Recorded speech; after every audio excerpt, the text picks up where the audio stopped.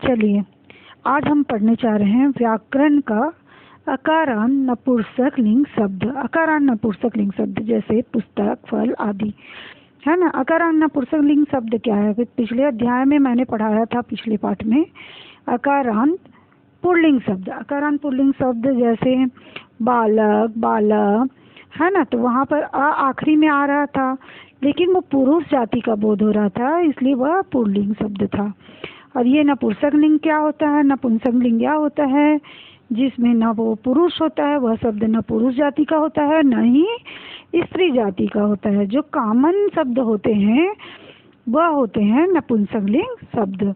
तो पुस्तक जो है, फल जो है, पुष्प जो है, वह नपुंसक लिंग शब्द में आते हैं। वन है, वनम, वने, वनानि, ठीक है, वन है, वह नपुंसक लिंग शब्द में आते हैं। तो आज हम अध्ययन करेंगे नपुंसक लिंग शब्द।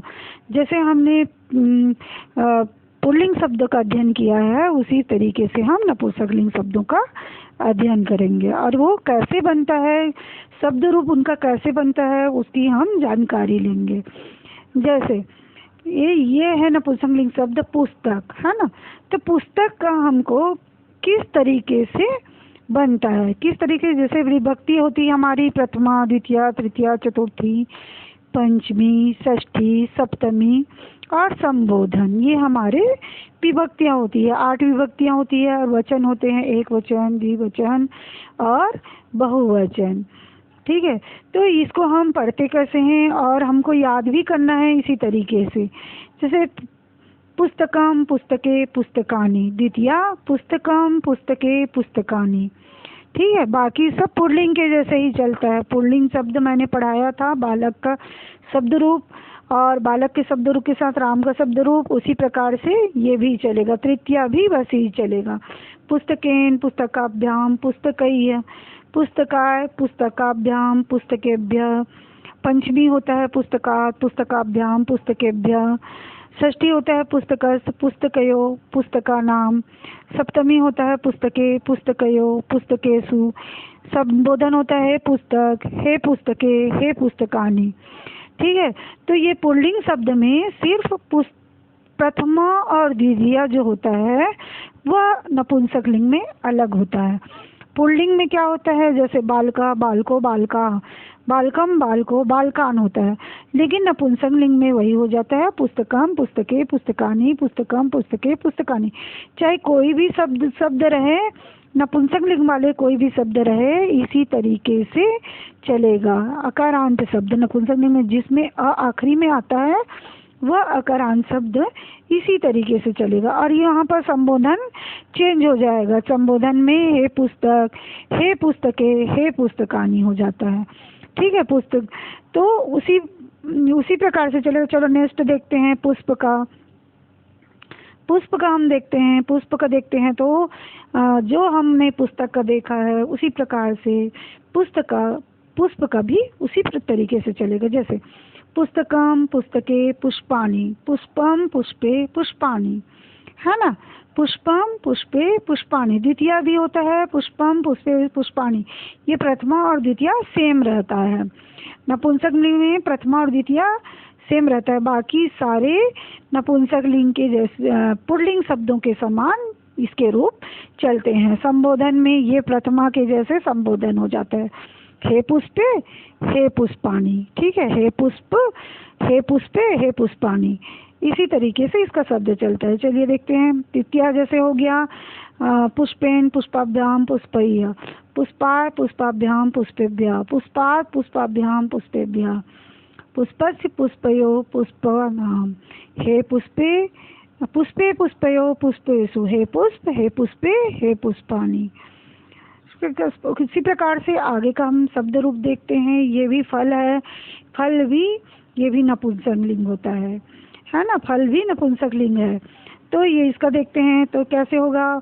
जैसे मैंने कारक विभक्ति बताया था, कर्ता ने कर्म को करण से, तृतीया विभक्ति, चतुर्थी करण संप्रदान के लिए, अपादान से, संबंध काके की, रारेरी, अधिकरण में पेपर, संबोधन है वरे। ऐसे मैंने कारक विभक्ति पिछले अध्याय में पढ़ाया था। तो उस कारक विभक्ति के हिसाब से हम अगर देखते हैं तो अगर हम फल लिखते हैं फलम फले फलानी, जैसे नपुंसकलिंग शब्द में होता है, पहला होता है फलम। फलम मतलब एक फल, फले मतलब दो फल, और फलानी मतलब अनेक फल। और इसमें कार्य विभक्ति अगर हमारा प्रथमा में क्या होता है, कर्ता ने इसमें छुपा हुआ है।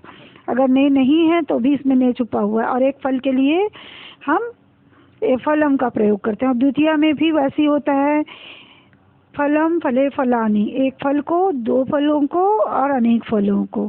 तृतीया होता है फलेन फलाभ्याम फलैः, तो एक फल से करण से होता है, तो एक फल से, दो फलों से और अनेक फलों से। फलाय, फलाय मतलब एक फल के लिए, दो फल के, फलाभ्याम मतलब दो फल के लिए, फलेभ्याम मतलब अनेक फलों के लिए। पंचमी, पंचमी मतलब पंचमी से पृथक होने के अर्थ में पंचमी का प्रयोग किया जाता है। फलात, फलात मतलब एक फल से गिरने वाले, अलग होने वाले एक फल से। फलाभ्याम दो फलों से, फलेभ्य अनेक फलों से, जो पृथक हो रहा है उसके लिए हम पंचमी विभक्ति का प्रयोग करते हैं। और षष्ठी विभक्ति, षष्ठी विभक्ति में षष्ठी विभक्ति का कारक चिन्ह क्या होता है, संबंध का के की रा रे री। तो संबंध का के की, तो देखिए फलस्य लिखने से ही हो जाता है एक फल का, फलियों लिखने से होता है दो फलों का, फला नाम लिखने से होता है अनेक फलों का, या का के की रा रे री, ये सारे विभक्तियां इसको फला नाम लिखने से जुड़ जाती है, या फलियों लिखने से ये सारी विभक्तियां जुड़ जाती है। सप्तमी, सप्तमी में क्या होता है, अधिकरण में पर, तो में और पर के लिए सप्तमी विभक्ति का प्रयोग किया जाता है। तो फले, फले फले जो है वह एक फल के लिए प्रयोग होता है, एक फल में, फलियों दो फलों में, फलेसु अनेक फलों में, या एक फल पर, दो फलों पर, अनेक फलों पर। उसी प्रकार संबोधन, संबोधन का कारक चिन्ह क्या होता है, हे हो अरे रे, है ना। तो हे फल एक फल, हे फले हे दो फलों, हे फलानी हे सब फलों।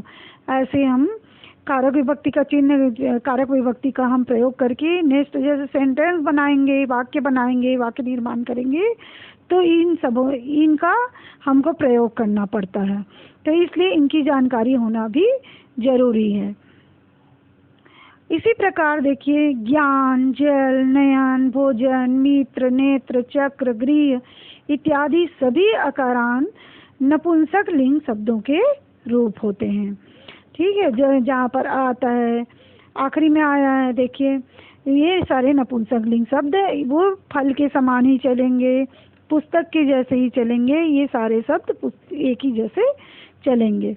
अकारांत पुल्लिंग तथा नपुंसकलिंग शब्दों रूपों में भेद, जैसे अकारांत पुल्लिंग तथा अकारांत नपुंसकलिंग शब्द रूपों में केवल प्रथमा विभक्ति, द्वितीया विभक्ति तथा संबोधन में ही अंतर होता है। प्रथमा मैंने पहले भी बताया है कि अकारांत पुल्लिंग शब्द और नपुंसकलिंग में क्या अंतर है। हम अकारांत पुल्लिंग शब्द अगर याद कर लिए तो अकारांत नपुंसकलिंग शब्द भी हमको याद हो जाएगा। ठीक है, तो हम कारक विभक्ति को हमको याद करना रहता है। याद करने से, याद इसलिए करना रहता है क्योंकि हमको जब वाक्य बनाने पड़ते हैं तो हमको ये सारे चीज़ों का प्रयोग करना पड़ता है। ठीक है, अब देखिए अभ्यास। अभ्यास मैं पढ़ा रही हूँ, जैसे निम्नलिखित के रूप बताओ। तो प्रथमा, फल का प्रथमा, फल का प्रथमा अगर हम बोलेंगे तो क्या आएगा, फल का प्रथमा क्या होगा, देखिए फल का प्रथमा, देखिए जैसे फल का प्रथमा, फल का प्रथमा, प्रथमा क्या हुआ, फलम फले फलानी, तो प्रथमा क्या हुआ फल का, फलम फले फलानी। ठीक है, तो उसका आंसर हमने ये लिखा है, फलम फले फलानी लिखना है। अब ऐसी वस्त्र का द्वितीया, वस्त्र का द्वितीया, जैसे फल का द्वितीया क्या होता है, फलम फले फलानी होता है, तो वस्त्र का द्वितीया क्या होगा, वस्त्रम वस्त्रे वस्त्राणी हो जाएगा। पत्र का तृतीया, पत्र का तृतीया, जैसे फल का तृतीया या पुस्तक का तृतीया क्या होता है, पुस्तक का तृतीया क्या, पुस्तकेन पुस्तकाभ्याम पुस्तकई है, तो पत्र का तृतीया क्या होगा, पत्रान पत्रेभ्याम पत्रई होगा। ठीक है। मित्र का चतुर्थी, चतुर्थी, चतुर्थी में क्या होता है? चतुर्थी जैसे फल का चतुर्थी देखिए, हम देखते हैं, चलिए फल का चतुर्थी, फल का चतुर्थी देखते हैं। फल का चतुर्थी क्या हुआ? फलाय, फलाभ्याम, फलेभ्यः। तो इसी तरीके से उसका भी बनेगा। अब देखते हैं, तो हमको किसका चतुर्थी बनाना था? मित्र का चतुर्थी बनाना था। तो मित्र का चतुर्थी, तो मित्राय, मित्राभ्याम, मित्रेभ्य हो जाएगा। तो गृह का पंचमी बनाना है, गृह का पंचमी बनाएंगे तो फल का या पुस्तक का पंचमी क्या बनता है? गृहात। तो कैसे बनेगा? जैसे पंचमी गृहात, गृहभ्याम, गृहभ्य ऐसे बनेगा। जब उसके उसी के अनुसार से, फल के अनुसार से ही ये भी बनेगा। निम्नलिखित रूपों के विभक्ति एवं वचन बताओ। अब हमको इस क्वेश्चन में, इस प्रश्न में विभक्ति और वचन बताना है। जैसे पत्राणि दिया है, तो पत्राणि कहाँ आता है? देखते हैं, चलिए पत्राणि कहाँ आता है? पहला में आता है पत्राणि, जैसे फलम फले फलानी होता है, फलम फले फलानी होता है। उसी पर या द्वितीय में भी आता है फलम फले फलानी। तो पत्राणि कहाँ आएगा? प्रथमा और द्वितीय बहुवचन में आएगा। तो आंसर हम क्या लिखेंगे? प्रथमा द्वितीय बहुवचन। अब है यहाँ पर आया है उत्तरानाम। उत्तरानाम, उत्तरानाम कहाँ आता है? चलिए देखते हैं, चलिए कारक रचना में देखते हैं उत्तरानाम कहाँ आता है। अब देखिए, जैसे उत्तरानाम, नाम कहाँ आया है? देखिए यहाँ पर पुष्पा नाम, ये देखिए पुष्पा नाम का किस में आया है? षष्ठी, षष्ठी का बहुवचन पुष्पा नाम है ना, तो वो भी षष्ठी का बहुवचन होगा। तो उत्तरानाम क्या होगा? षष्ठी का बहुवचन होगा। अब गृहेषु, गृहेषु, गृहेषु क्या होगा? गृहेषु, चलिए देखते हैं गृहेषु क्या होगा। यहाँ पर है क्या? नहीं है। चलिए देखते हैं इसमें है क्या गृहेषु। गृहेषु देखिए सप्तमी का बहुवचन होता है फलेषु, जैसे फले फलियो फलेषु। तो गृहेषु क्या होगा? सप्तमी का बहुवचन होगा। तो आंसर हम क्या लिखेंगे? सप्तमी बहुवचन। अब है देखिए फलेभ्य, फलेभ्य कहाँ कहाँ आता है? फलेभ्य, फलेभ्य तो हमारा बहुत सारे 3 जगह में आता है। जैसे देखते हैं, चलिए कहाँ कहाँ आता है। यहाँ पर देखिए फलेभ्य, यहाँ चतुर्थी में फलेभ्य आया, पंचमी में फलेभ्य आया, ठीक है, और चतुर्थी और पंचमी में फलेभ्य आया।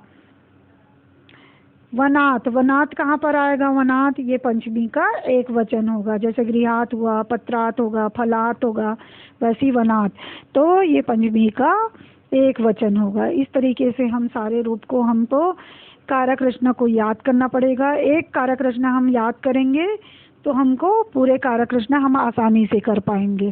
ठीक है, तो ये आकारांत पुल्लिंग शब्द मैंने पिछले अध्याय में पढ़ाया था और आकारांत नपुंसकलिंग शब्द मैंने अभी पढ़ाया है। ठीक है, तो ये दोनों में डिफरेंट भी मैंने बताया क्या डिफरेंट है। तो इसको हमको याद करना है और इसको हमको अच्छे से समझना है और समझते हुए याद करना है।